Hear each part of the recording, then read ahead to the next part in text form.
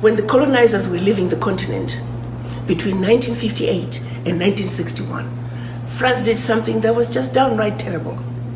Made the African leaders sign what they call the Pact for the Continuation of Colonization.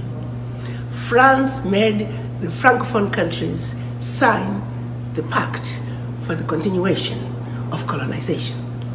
Allow me to highlight a few of the items in the Pact for the Continuation of Colonization, and I urge all of you to Google it and read it. And if that does not disgust you, I don't know what will. First, the French said, well, you see, we built a few schools, a few roads, a few hospitals, taught you about the fork and knife and sitting on a table and eating with utensils. We're going to call that the colonial debt. And for that you shall pay to perpetuity. In addition, you will deposit 85% of your bank reserves with the Minister of Finance, the French Minister of Finance. Collectively, the Minister of Finance, the French Minister of Finance will take all your deposits. It was 85% back then. It's now down to about 60. The French minister will invest that money in the French Stock Exchange under the French name. You may or may not know the returns. Today, France is taking out of Africa, Francophone Africa, over $500 billion. Over $500 billion. We, the Africans, the poor countries, we are giving France over $500 billion a year, year in, year out. And no one is talking about it. The latest figures are saying for every $14 billion that France takes out of Africa, by the time they finish investing it, they are realizing upwards of $300 billion for every $14 billion. So in actuality, France is taking out of Africa trillions of dollars year in, year out.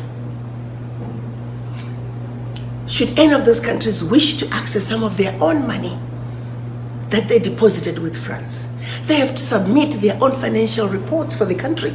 And if approved, they can only access up to 20% of that money as a loan at commercial interest rates. Figure that one out.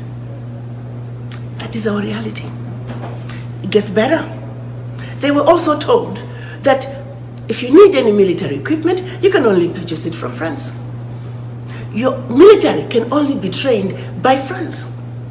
That France will have military presence in your own country and can invade you without notice should they feel French interests are being violated.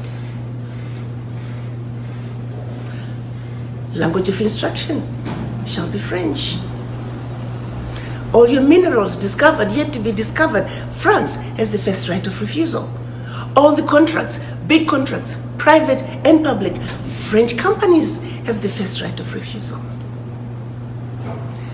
Now, my brothers and sisters, sons and daughters, if you were to go home and run for president, and your first day in office, your chief of staff comes to you and says, oh, by the way, Mr. President, Madam President, before you start, I must read you the do's and don'ts as stipulated by the Pact for the Continuation of Colonization. And your chief of staff reads this to you. What power do you have? This is precisely what our colonizers wanted. To leave us in a position that no matter how hard we try, trying to get a leg up is mission impossible.